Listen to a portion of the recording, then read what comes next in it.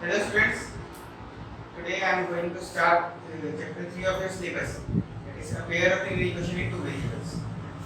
इसका एक लेक्चर मैंने पहले अपलोड किया था, उसमें हमने इसका बेसिक जो स्टार्ट है वो हमने पढ़ा था. मैं थोड़ा सा उसका एक ओवरव्यू दूंगा, उसके बाद आगे का पार्ट स्टार्ट करेंगे. ठीक है. तो फर्स्ट लेक्चर में हमने पढ़ा था कि एक पेयर ऑफ लिनियर इक्वेशन में दो इक्वेशंस होती हैं, इनमें दो वेरिएबल होते हैं. मतलब कि अगर हमारे पास linear equation in two variables दो हैं तो उसे हम कहते हैं pair of linear equation in two variables. ठीक है. और इन दोनों इक्वेशंस को हम सॉल्व करते हैं और सॉल्व करने के दो मेथड्स होते हैं, ग्राफिकल एक एनालिटिकल. हमने पहले बात की थी ग्राफिकल मेथड की. तो ग्राफिकल मेथड को सॉल्व करने के लिए हम दोनों इक्वेशंस का ग्राफ प्लॉट करते हैं. तो जब ग्राफ प्लॉट करते हैं तो ग्राफ में तीन कंडीशंस बनती हैं. या तो ग्राफ इंटरसेक्टिंग लाइंस बनेगा, या पैरेलल लाइंस बनेगा, या कोइंसिडेंट लाइन बनेगा. ये हमने लास्ट लेक्चर में पढ़ा था. फर्दर अगर हम विदाउट ड्राइंग ग्राफ इक्वेशंस को देखकर ये बताना चाहें कि उनका ग्राफ कैसा बनेगा तो उसके लिए हम उनके जो वेरिएबल्स होते हैं उनके कोएफिशिएंट्स को कंपेयर करते हैं. ठीक है. और हम उनके कोएफिशिएंट्स को कंपेयर करके ये बताते हैं कि जो ग्राफ है वो कैसा बनेगा. और उसी ग्राफ के बेसिस पे हम ये बताते हैं कि उनका जो सॉल्यूशन होगा वो कैसा होगा. ठीक है. उस चीज को थोड़ा सा हम रिवाइज करते हैं. सपोज हमारे पास एक इक्वेशन है a1x plus b1y plus c1 is equal to 0. दूसरी इक्वेशन है a2x plus b2y plus c2 is equal to 0. ये एक पेयर ऑफ लीनियर इक्वेशन हो गया. ये एक पेयर में दो इक्वेशन आती हैं. ठीक है. अब इस एक पेयर ऑफ लीनियर इक्वेशन में अगर हमें ये चेक करना है कि इनका ग्राफ जो बनेगा वो कैसा बनेगा तो उसके लिए हम क्या करते हैं a1 upon a2 और b1 upon b2 इनकी रेशियो को चेक करते हैं. अगर ये दोनों इक्वल ना आए मतलब a1 upon a2 is not equal to b1 upon b2 तो इनका जो ग्राफ बनेगा वो ग्राफ बनेगा इंटरसेक्टिंग लाइंस.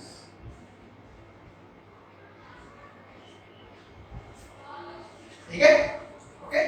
और अगर ये दोनों इक्वल हो जाए मतलब अगर a1 upon a2 is equal to b1 upon b2 तो हम कंडीशन चेक करते हैं थर्ड वाली कि अगर ये चीज c1 upon c2 के इक्वल नहीं है तो ग्राफ कैसा बनेगा पैरेलल लाइंस. और अगर ये c1 upon c2 के इक्वल है मतलब कि a1 upon a2 is equal to b1 upon b2 is equal to c1 upon c2 तो ग्राफ बनेगा आपका कोइंसिडेंट लाइंस. ठीक है भाई. ये चीज हमने लास्ट लेक्चर में पढ़ी थी. फर्दर हमने ये देखा था कि हम इनके कोएफिशिएंट को कंपेयर करके इनका ग्राफ तो बता सकते हैं प्लस सॉल्यूशन कैसा होगा ये भी बता सकते हैं. अगर इंटरसेक्टिंग लाइंस होती हैं तो यूनिक सॉल्यूशन होता है. अगर पैरेलल लाइंस होती हैं तो नो सॉल्यूशन होता है. अगर कोइंसिडेंट लाइंस होती हैं तो इनफाइनाइटली मैनी सॉल्यूशंस होता है. अब ये जो है ना ये इनफाइनाइट का सिंबल है. अगर हम 8 को वर्टिकल कर दें, एक होता है हमारे पास सिंपल 8, अगर हम इसको वर्टिकली ड्रॉ करें तो इसे कहते हैं इनफाइनाइट. तो ये हो जाता है इनफाइनाइटली मैनी सॉल्यूशन. ठीक है. ये हमने लास्ट क्लास में पढ़ा था. इसके अलावा हम इनकी एक और कैटेगरी पढ़ी थी कि अगर हमारे पास सिस्टम ऑफ लीनियर इक्वेशन हो. अब ये सिस्टम ऑफ लीनियर इक्वेशन क्या होता है इसी को कहते हैं पेयर ऑफ लीनियर इक्वेशन को सिस्टम ऑफ लीनियर इक्वेशन भी कहते हैं. तो जो सिस्टम होगा वो सिस्टम जो है वो कंसिस्टेंट होगा या इनकंसिस्टेंट होगा. ये दो कैटेगरी होती है. तो कंसिस्टेंट हम तब कहते हैं जब उसका सॉल्यूशन हो चाहे वो एक हो चाहे एक से ज्यादा हो. और इनकंसिस्टेंट तब कहते हैं जब उसका सॉल्यूशन ना हो. ठीक है. अगर कभी भी एक पेयर ऑफ लीनियर इक्वेशन का नो सॉल्यूशन हो या पैरेलल लाइंस ग्राफ बनता हो तो वो जो पेयर ऑफ लीनियर इक्वेशन होगा वो इनकंसिस्टेंट होगी और otherwise they will be consistent. मतलब अगर ये कंडीशन आ जाए या ये कंडीशन आ जाए तो वो कंसिस्टेंट होते हैं. ठीक है. इसके अलावा हमने ये पढ़ा था कि अब इसमें बेसिक टाइप के क्वेश्चंस कैसे आते हैं. तो बेसिक टाइप के क्वेश्चन में ये आता है कि आपको एक pair of linear equation given होगा और आपसे पूछा होगा कि इसका ग्राफ कैसा होगा वो बताओ. तो आप क्या करेंगे उसमें पहले a1 upon a2 निकालेंगे, b1 upon b2 निकालेंगे, c1 upon c2 निकालेंगे और उनके रेशियोज को कंपेयर करके बता देंगे. जैसा भी कंडीशन होती होगी उसके हिसाब से उसका ग्राफ बता देंगे.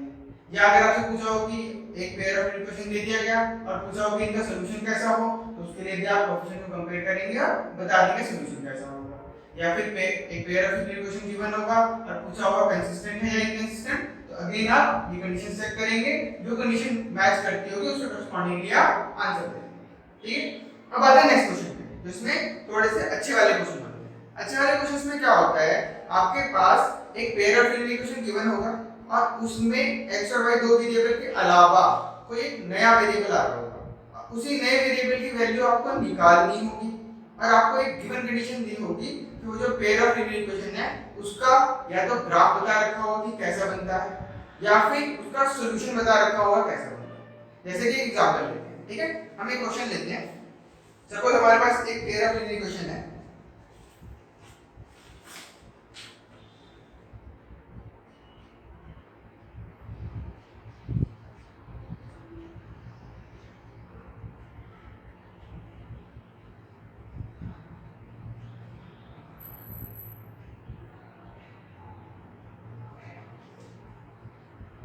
ठीक है, हमारे पास एक पेयर ऑफ इक्वेशन है। क्वेश्चन आया find the value of k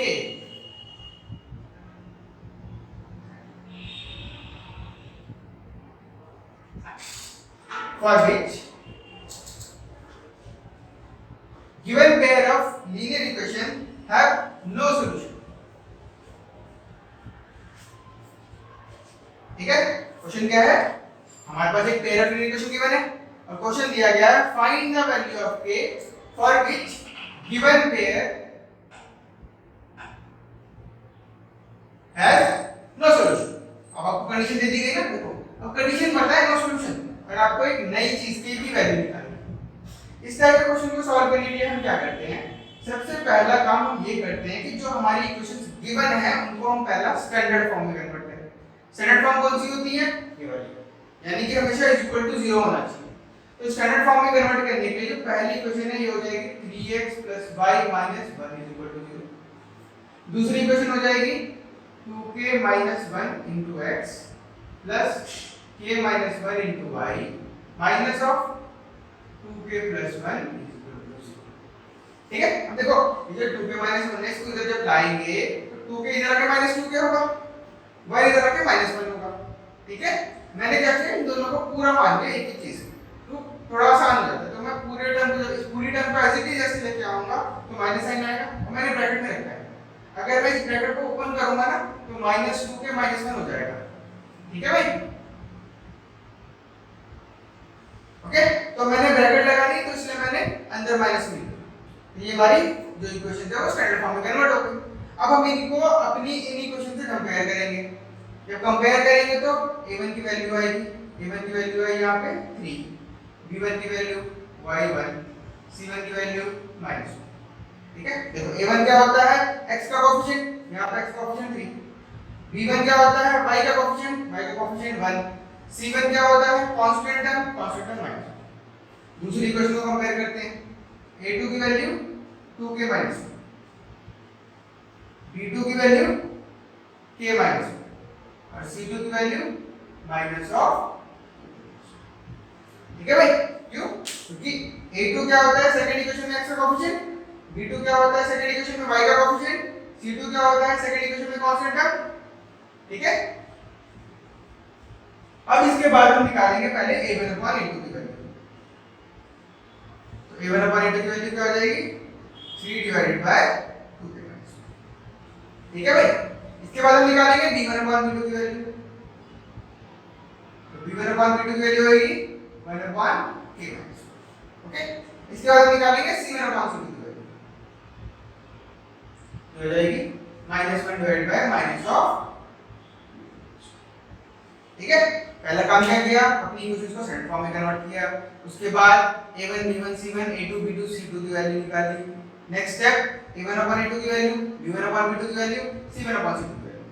अब हम आते हैं अपनी नो सॉल्यूशन वाली कंडीशन। अब in pair of linear equation के सॉल्यूशन को नो सॉल्यूशन होने के लिए क्या कंडीशन सेटिस्फाई होनी चाहिए, देख लेते हैं। ये कंडीशन सेटिस्फाई होनी चाहिए, मतलब for equations to have no solution a1/a2 is equal to b1/b2 must not equal to c1 upon c2. ये तो कंडीशन पड़ी ना, ये जो पेयर ऑफ इक्वेशन गिवन है इनका नो सॉल्यूशन होने के लिए ये तो कंडीशन होनी चाहिए, ठीक है। अब हम इसी कंडीशन को यूज करेंगे। अब यूज कैसे करेंगे? ओके, ठीक है। अब देखो इस कंडीशन को हम इसमें यूज करेंगे। अब यूज कैसे करेंगे?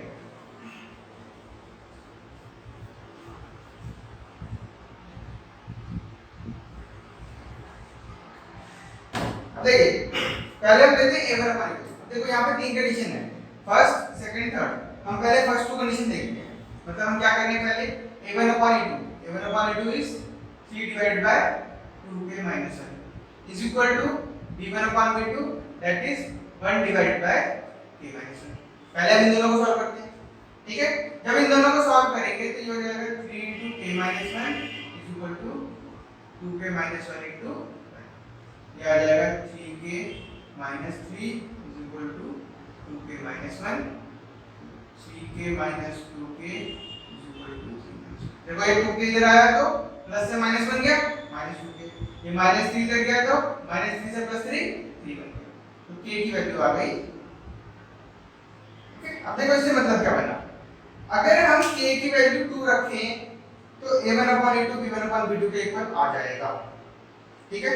लेकिन क्या k की वैल्यू 2 डालने पे वो c1 अपॉन c2 के नॉट इक्वल आएगा? ये भी चेक करना पड़ेगा, ठीक है। तो हम इसको चेक करने के लिए क्या करते हैं? हम पहले a1 अपॉन a2 की वैल्यू निकाल लेते हैं for k equal to 2। k की वैल्यू 2 होने पर a1 अपॉन a2 की वैल्यू बनेगी क्या? क्या बनेगी? 3 डिवाइडेड बाय 2k माइनस 1 हो जाएगा 3 डिवाइडेड बाय 2 into 2 minus 1 यानी 3 upon 4 minus 1 यानी 3 by 3। अगर हम k की वैल्यू 2 रखते हैं तो a1 upon a2 की 1 वैल्यू आ रही है, b1 upon b2 की वैल्यू ये हो जाएगी 1 divided by k minus 1, 1 divided by 2 minus 1, 1 divided by 1, ये भी 1 आ गया। तो क्या आना भी चाहिए था? a1 upon a2 b1 upon b2 दोनों इक्वल आने चाहिए थे, तो दोनों बना गए। अब हम निकालेंगे c1 upon c2 की value for k equal to 2। ये वैल्यू आएगी आपकी 1 डिवाइड बाय 2k प्लस 1, ठीक है। वैसे -1 डिवाइड बाय -2k प्लस 1 था ना, तो हम इसमें से माइनस माइनस काटेंगे तो ये हो जाएगा 1 डिवाइड बाय 2k प्लस 1। इसमें हम k की वैल्यू 2 डालते हैं, 1 डिवाइड बाय 2 into 2 प्लस 1 तो 1 डिवाइड बाय 1। अब देखो क्लियर हो गया? अगर हम k की वैल्यू 2 रखते हैं तो a1 upon a2 is equal to b1 upon b2 is not equal to c1 upon c2। Therefore, for k is equal to 2, the given pair have no solution। ठीक है भाई?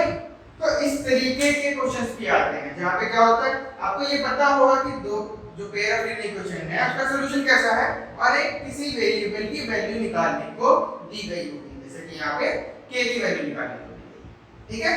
अब इसके बाद एक और टाइप के क्वेश्चन होते हैं, उसमें क्या होता है, यहाँ पे देखो हमें एक वेरिएबल की वैल्यू निकालनी थी, वहां पे एक साथ कोई दो नए वेरिएबल आते हैं। देखो x और y के वेरिएबल रहेंगे, उसके अलावा कोई दो ऐसे वेरिएबल आते हैं जिनकी वैल्यू निकालनी है और आपको कंडीशन गिवन होती है।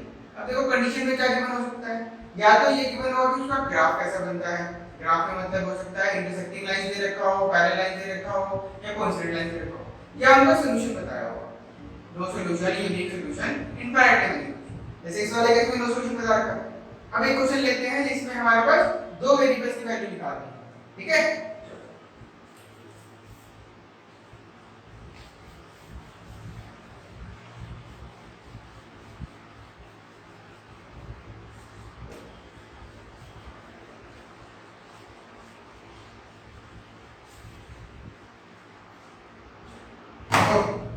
सपोज हमारे पास एक पेयर ऑफ लीनियर इक्वेशन है 2x minus a minus 4 into y is equal to 2b plus 1, 4x minus a minus 1 into y is equal to 5b minus 1, ठीक है। और कह रखा है find the value of a and b, find a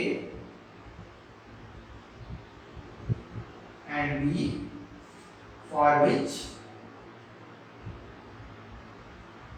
the pair of equations have infinitely many solutions.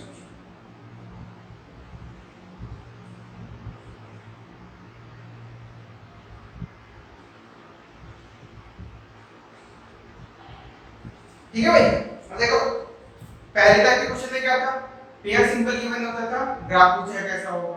दूसरे type के question में क्या था, पेयर सिंपल गिवन होता है, सॉल्यूशन पूछा होता है कैसा होगा। तीसरे टाइप के क्वेश्चन में क्या था, एक कोई नया वेरिएबल गिवन होता है xy के अलावा, उसकी वैल्यू पूछी होती है और सॉल्यूशन का टाइप या ग्राफ का टाइप बताया गया होता है।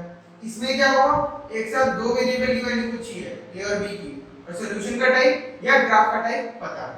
ठीक है। अब देखो नॉर्मली जब हमें दो वेरिएबल्स की वैल्यू निकालनी होती है ना, तो ज्यादातर क्वेश्चंस में इनफाइनाइटली मैनी सॉल्यूशन होता है, लेकिन ऐसा नहीं कि हमेशा होगा, ज्यादातर क्वेश्चन में होता है, क्योंकि इनफाइनाइटली मैनी सॉल्यूशन में 2 इज इक्वल टू आते हैं, तो दो वेरिएबल को सॉल्व करने की रिक्वायरमेंट पूरी हो जाती है।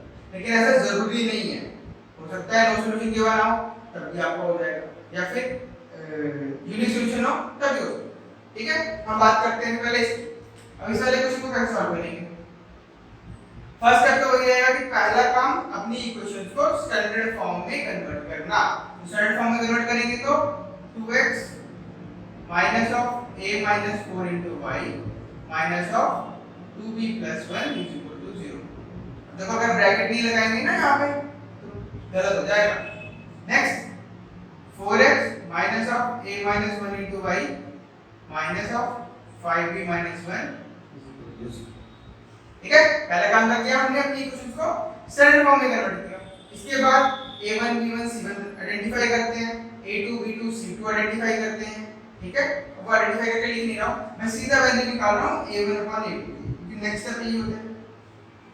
तो अगर आप a1 upon a2 की वैल्यू निकालो तो ये हो जाएगा 2 upon 4, ये हो जाएगा 1 by। ठीक, next step b1 upon b2 की वैल्यू निकालते हैं, ये हो जाएगा minus of a minus 4 divided by minus of a minus 4, minus minus cancel हो जाएगा a minus 4 डिवाइडेड बाय। इसके बाद c1 upon c2 की वैल्यू निकालते हैं, c1 upon c2 की वैल्यू हो जाएगी minus of 2b plus 1 divided by minus of 5b minus 1। ठीक है, माइनस माइनस कैंसिल हो जाएगा 2b plus 1 डिवाइडेड बाय। ये भाई पहला काम क्या किया, इक्वेशन को स्टैंडर्ड फॉर्म में कन्वर्ट किया, a1 b1 c1 a2 b2 c2 identify किया, a1 upon a2 की वैल्यू निकाली, b1 upon b2 की वैल्यू निकाली, c1 upon c2। अब क्या करते हैं, for the equation to have, for equations to have infinite many solutions,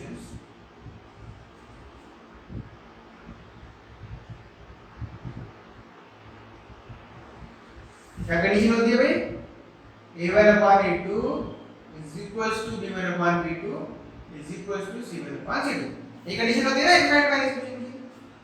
अब हम इसको यूज करेंगे, a1 upon a2 की वैल्यू क्या है 1 by 2, b1 upon b2 की value a minus 4 divided by a minus 1, c1 upon c2 की value 2b plus 1 divided by 5b minus 1। Okay, अब हम हमारे पास 2 is equal to है, तो अब इसमें 1 by 1 सॉल्व करते हैं। मतलब पहले हम इन दोनों को सॉल्व करेंगे, उसके बाद या तो आप इन दोनों को सॉल्व कर लो या इसको सॉल्व करो, क्योंकि तीनों इक्वल होने चाहिए, आप किसी को भी कोई भी एक पेयर को सॉल्व कर सकते हो। तो पहले हम कर रहे हैं suppose 1 by 2 is equal to a minus 4 divided by a minus 1। इन दोनों को सॉल्व कर लेते हैं, इसको सॉल्व करेंगे a निकल जाएगा, क्रॉस मल्टीप्लाई करेंगे तो a minus 1 is equal to 2 into a minus 4। ठीक है, ये हो जाएगा a minus 1 is equal to 2a minus 8, minus 1 plus 8 is equal to 2a minus 8। देखो ये a इधर आया तो प्लस a इधर आके माइनस a हो गया, माइनस 8 इधर आया तो ये इधर आके प्लस 8 हो जाएगा, ये हो जाएगा 7 is equal to a, यानी a की वैल्यू आ गई 7। ठीक है भाई। अब देखो इसके बाद या तो आप इन दोनों को सॉल्व करो, अगर इन दोनों को सॉल्व करना चाहते हो और b की वैल्यू निकालना चाहते हो तो आपको ये a की वैल्यू 7 यहाँ पे डालनी पड़ेगी, तभी सॉल्व होगा। और कर सकते हैं जब a की वैल्यू निकाल ले तो हम इसको यूज कर सकते हैं, या फिर मैं इस 1/2 और इस 2b + 1 और 5b - 1 को इक्वल कर दूं। तो अभी बेहतर ये है ना कि मैं इसको इक्वल कर लूं, a की वैल्यू नहीं डालनी पड़ेगी। तो हम सेकंड इक्वेशन क्या यूज कर रहे हैं, 1/2 = 2b + 1 / 5b - 1। ठीक है, इसको क्या करेंगे, क्रॉस मल्टीप्लाई, तो हो जाएगा 5b - 1 = 2 into 2b + 1, 5b - 1 = 4b + 2। अब ये 4b इधर आएगा तो माइनस हो जाएगा, -4b, -1 हो जाएगा तो प्लस हो जाएगा, तो b की वैल्यू आई। ठीक है भाई, तो इस तरीके से हमने a की वैल्यू भी निकाल ली, b की वैल्यू भी निकाल ली। तो हम यहाँ पे लास्ट में लिख देंगे for a = 7 and b = 3, the pair of equations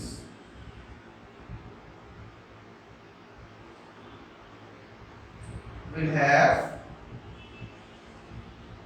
infinite many solution। ठीक है भाई, तो इस तरह के क्वेश्चन आते हैं जिसमें आपके पास एक साथ दो नए वेरिएबल्स गिवन होते हैं और उन दोनों की वैल्यू निकालनी है। ठीक है, अब आते हैं इस चैप्टर के नेक्स्ट पार्ट में। देखो, पहली चीज तो ये होती है कि हम पहला जो मैंने लास्ट लेक्चर में भी बताया था कि हम in pair of linear equation को इसलिए पढ़ते हैं क्योंकि ये स्टैंडर्ड के, क्योंकि ये प्रैक्टिकल लाइफ से डील करते हैं। ठीक है, उसके बाद हमारा मेन मोटिव ये होता है कि जब एक पेयर ऑफ लीनियर इक्वेशन का यूनिक सॉल्यूशन हो तो हम उसको सॉल्व करके उसका यूनिक सॉल्यूशन निकाल दें। मेनली हम इस चीज पे फोकस करते हैं, क्योंकि ज्यादा हमें ये चाहिए होता है। अब वो जो सॉल्यूशन होगा, वो सॉल्यूशन अगर हमें ग्राफ से निकालना हो तो हम पहले ग्राफ प्लॉट करते हैं और इंटरसेक्टिंग लाइंस में जिस पॉइंट पर दोनों इंटरसेक्ट कर रहे हैं उस पॉइंट के कोऑर्डिनेट को रीड करके उस पॉइंट की वैल्यू निकालते हैं। ठीक है, जैसे कि सपोज हमारे पास कोई भी दो इक्वेशंस थी, उन दोनों इक्वेशंस का हमने ग्राफ बनाया। जब ग्राफ बनाया, अगर पैरेलल लाइंस बनी तो कोई सॉल्यूशन ही नहीं है, तो x और y की वैल्यू क्या निकाल सकते हैं, बिल्कुल कोई फायदा नहीं, निकलेंगे। अगर उसका कोइंसिडेंट लाइंस है तो बहुत सारे आंसर है, उसको भी निकाल लेंगे। बहुत सारे आंसर है तो आप कोई भी x की वैल्यू निकालो, डालो, उसमें y की निकालो, वैल्यू आ जाएगी। जब इंटरसेक्टिंग लाइंस होता है तो क्या होता है, सपोज हमारे पास एक लाइन ये बनी, एक लाइन ये बनी, दोनों इस पॉइंट पर इंटरसेक्ट हो गई। ठीक है, अब जिस पॉइंट पर इंटरसेक्ट कर रही हैं यही तो दोनों लाइंस का सॉल्यूशन है। हमें इस पॉइंट की कोऑर्डिनेट्स निकालना है, मतलब बेसिकली इस पॉइंट का x वैल्यू क्या होगी, इस पॉइंट की y वैल्यू क्या होगी, वो निकालने का ग्राफिकल मेथड क्या कहते हैं कि आप इसकी कोऑर्डिनेट रीड कर लो कि यहाँ पे क्या कोऑर्डिनेट हो रहे हैं, सपोज मान लो 5 आ रहे हैं और यहाँ पे क्या कोऑर्डिनेट आ रहे हैं, सपोज 6 आ रहे हैं। तो हम ये कह देंगे 5, 6 is the solution of given pair of equation. अगर मान लो इन दोनों इक्वेशंस, अब ये हर बार तो ग्राफ बनाना पॉसिबल नहीं है, तो हम आते हैं एनालिटिकल मेथड में। एनालिटिकल मेथड में क्या होता है कि हमें ये ग्राफ बनाने की जरूरत नहीं है, बिना ग्राफ बनाए हमारे पास जो गिवन पेयर ऑफ इक्वेशन होगा उसका सॉल्यूशन हम बता सकते हैं या निकाल सकते हैं। तो एनालिटिकल में मेथड जो होता है उसमें तीन मेथड होते हैं। पहला कहलाता है सब्स्टिट्यूशन मेथड, दूसरा कहलाता है एलिमिनेशन मेथड और तीसरा कहलाता है क्रॉस मल्टीप्लिकेशन।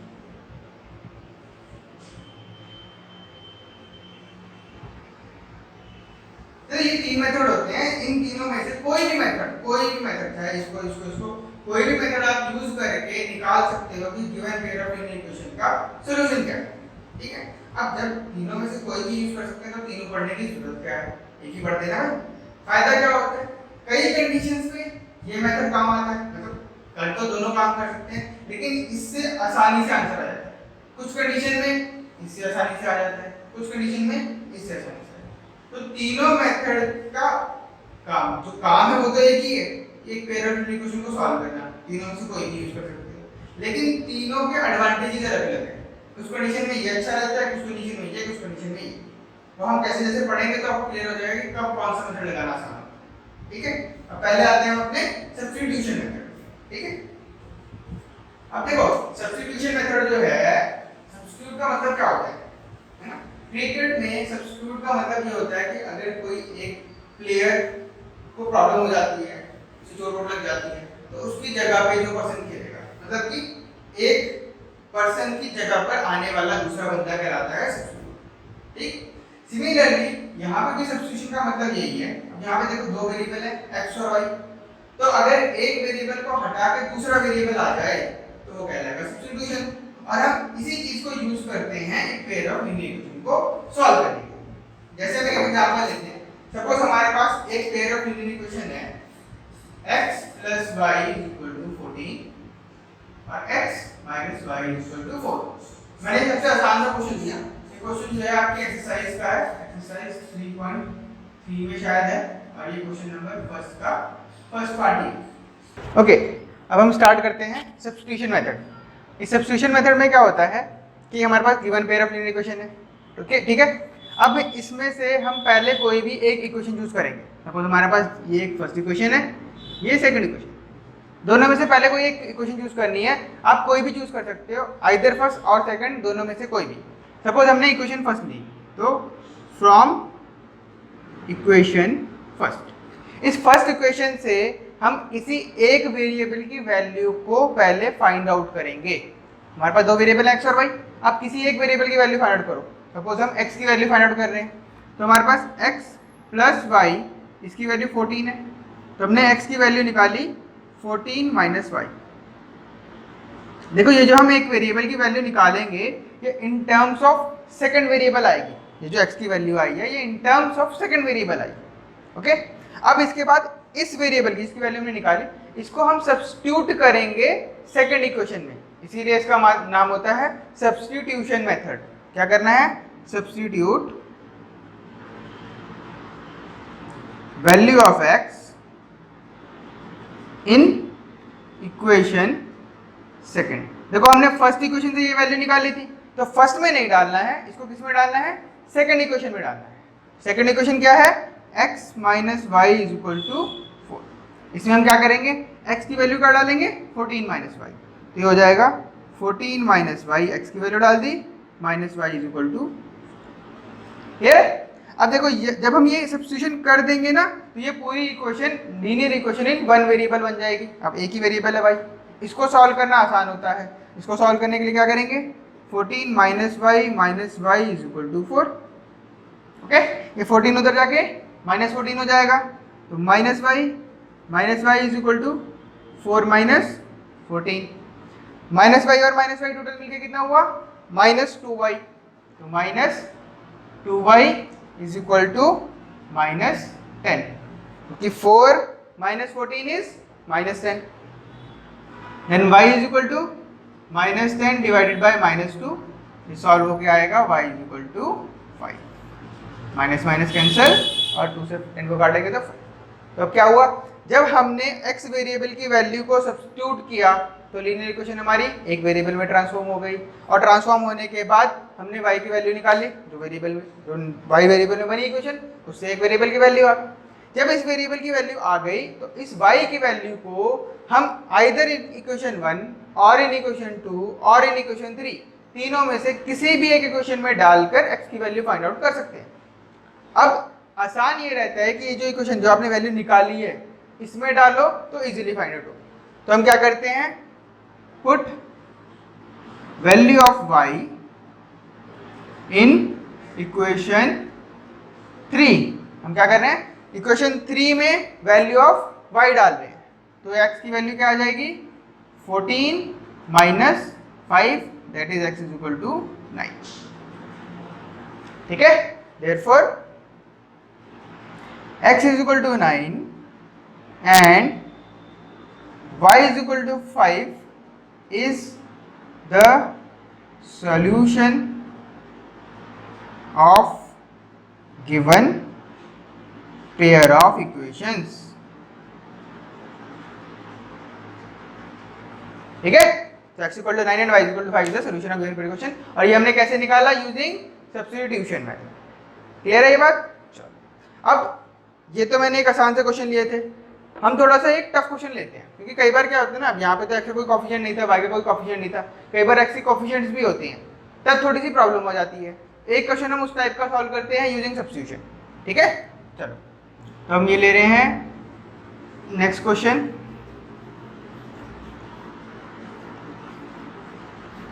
ये जो नेक्स्ट क्वेश्चन है ये भी मैंने आपके एनसीईआरटी से लिया है, ये इसी क्वेश्चन नंबर फर्स्ट का फोर्थ पार्ट है। क्वेश्चन है 0.2x plus 0.3y is equals to 1.3 and 0.4x plus 0.5y is equal to 2. ये हमारे पास given pair of linear equation है और इसे हमें सॉल्व करना है यूजिंग सब्स्टिट्यूशन मेथड। ठीक है, तो अगेन हम क्या करेंगे, दोनों में से कोई इक्वेशन चूज करेंगे, आइदर फर्स्ट और सेकंड। पिछली बार फर्स्ट ली थी, इस बार सेकंड लेते हैं। तो फ्रॉम इक्वेशन 2, ठीक है, 0.4x plus 0.5y is equal to 2.3। पिछले क्वेश्चन में हमने पहले x की वैल्यू निकाल ली थी इन टर्म्स ऑफ y, इस बार y की निकालते हैं। तो ये हो जाएगा 0.5y is equal to 2.3 minus 0.4x। देखो हमें जिस वेरिएबल की वैल्यू निकालनी है, y की निकालनी है, उसको मैंने एक साइड रखा, बाकी सभी टर्म्स को साइड ले गए। ठीक, अब मुझे y की वैल्यू निकालनी है, ये 0.5 मल्टीप्लाई हो रहा है, उधर जाके डिवाइड कर देंगे। तो y की वैल्यू क्या हो जाएगी, 2.3 माइनस 0.4x डिवाइडेड बाय 0. ये मेरे पास आ गई y की वैल्यू, इसको मैंने मान लिया थर्ड इक्वेशन। ठीक है, नेक्स्ट स्टेप क्या होता है, जिस इक्वेशन से आपने इस वेरिएबल की वैल्यू निकाली y की, तो इस y की वैल्यू को उसके अलावा मतलब सेकंड से निकाली थी, तो y की वैल्यू को हम किस में डालेंगे, फर्स्ट इक्वेशन में। तो क्या लिखना है, substitute value of y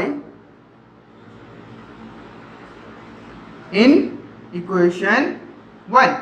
first equation में y की वैल्यू को सब्स्टिट्यूट करना है, यानी जहां पे y है उसकी जगह पर ये वैल्यू डाल देनी है। तो ये इक्वेशन क्या होगी, 0.2x प्लस 0.3 इंटू y की वैल्यू थी नहीं, तो y की वैल्यू क्या डालेंगे हम, 2.3 माइनस 0.4x डिवाइडेड बाय 0.5। ठीक है, इज इक्वल टू 1. तो हमने क्या किया, y की वैल्यू को यहाँ पे सब्स्टिट्यूट कर दिया। अब देखो कई बार ना इस चीज को सॉल्व करने में बहुत गलती करते हैं बच्चे, ये एक बेसिक सी चीज है, ठीक है, लेकिन यहाँ पे गलती हो जाएगी ना तो आगे जाके बहुत प्रॉब्लम आएगी। अब इसमें क्या करते हैं, इसके दो तरीके हैं। अब इसको सॉल्व करने के लिए सबसे पहली चीज ये करनी होती है कि आपको लेफ्ट हैंड साइड में एलसीएम लेना होता है। ठीक है, तो हम एलसीएम लेंगे तो क्या एलसीएम आएगा यहाँ पे, 0.5। तो हमने एलसीएम लिया 0.5। 0.5 एलसीएम लिया तो ये 0.2x था, ये 0.5 से मल्टीप्लाई होगा, तो 0.2x मल्टीप्लाई बाय 0.5 प्लस ये टर्म का एज रहेगी, तो यानी 0.3 into 2.3 minus 0.4x is equals to 1. ठीक है, चलो आगे करते हैं सॉल्व इसको।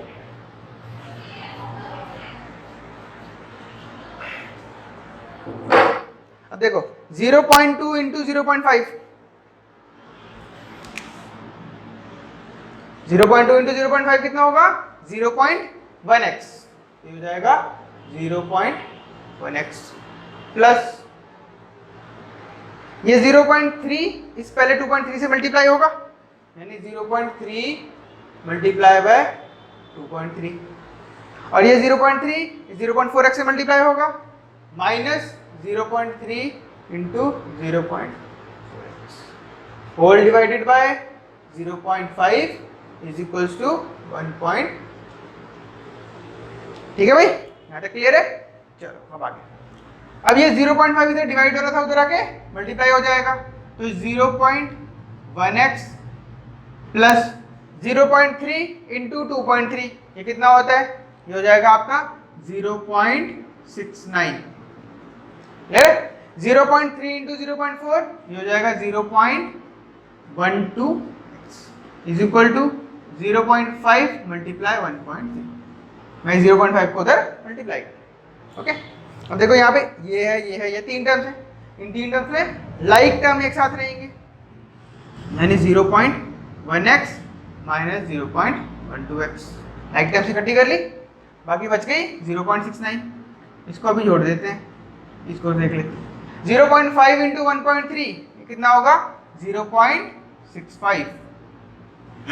ठीक है, अब ये लाइक टर्म सॉल्व होके कितना आएगा minus 0.02x, 0.1x minus 0.12x, 0.02x is equal to 0.65 minus 0.069, 0.69। इस 0.69 को उधर ले गए तो ये माइनस हो जाएगा, तो ये हो जाएगा minus 0.02x is equal to minus 0.04, x is equal to minus 0.04 divided by minus 0.02, तो x की वैल्यू आ जाएगी आपकी।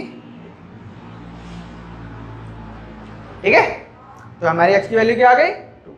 काम क्या किया, पहले कोई एक इक्वेशन चूज की, एक वेरिएबल की वैल्यू निकाली, उस वेरिएबल की वैल्यू दूसरी इक्वेशन में सब्स्टिट्यूट कर दी, सॉल्व किया तो एक वेरिएबल की वैल्यू आ गई। इसके बाद इस वैल्यू को हम डालते किसमें है, इक्वेशन थर्ड में, तो क्या लिखेंगे, put value of x in equation 3। ये थर्ड इक्वेशन है, तो ये हो जाएगा y is equal to 2.3 minus 0.4 into 2, 0.4 into 2 divided by 0.5। Okay, ये हो जाएगा 2.3 minus 0.4 into 2, 0.8 divided by 0.5। 2.3 minus 0.8, 1.5 divided by 1.5 divided by 0.5 is 3। तो y की वैल्यू क्या आई, therefore x is equal to 2 and y is equal to 3 is the solution of given pair of equations। ठीक है, तो ये आपका होता है सब्स्टिट्यूशन मेथड। क्लियर है, इसके बाद हम पढ़ेंगे नेक्स्ट एलिमिनेशन मेथड, वो हम नेक्स्ट क्लास में स्टार्ट करेंगे। ओके, चलो।